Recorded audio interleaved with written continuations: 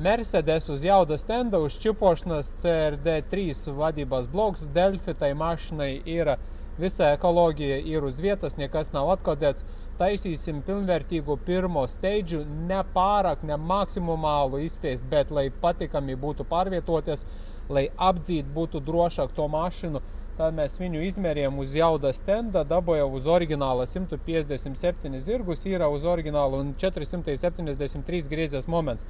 Šeit blakus mums arī ir jauda stenda data logi, tur mēs redzam visu tienakušu temperatūru, atmosfēras spiediens, sprauslu darbībā, sūkņu pieprasītais aktuālais griezes moments, injection duration, turbinas spiedieni, reila spiedieni un tāda gara. Visi parametri, lai pārliecināmies to, ka mašinai var čipot un viņai labs rezultāts. Tagad braukšu uz jauda stenda, paskatīsimies, kāds rezultāts būs.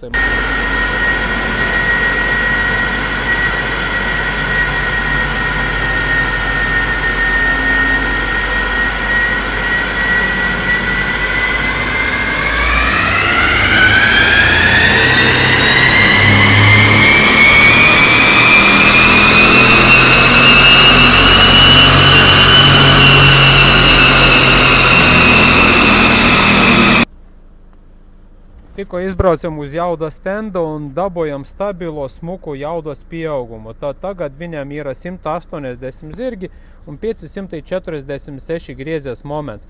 Tad sarkana linija ir oriģinālais, zila linija ir mūsu modificētais.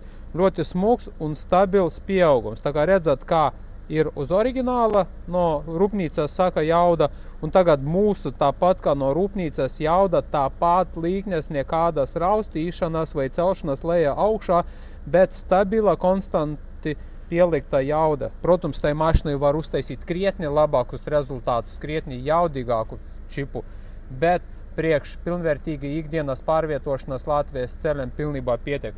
Kā arī paņēmām visus rezultātus, logus, tulītās aiziešu uz ofisu, uz liela ekrāna, pārbaudīsim, paskatīsimies, vai viss atbilst tam, kā mēs esam uzlikuši un tā kā jābūt.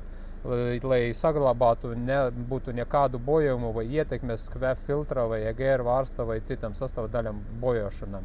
Tā kā pilnvērtīgs čips tai mašinai ir uztaisīts.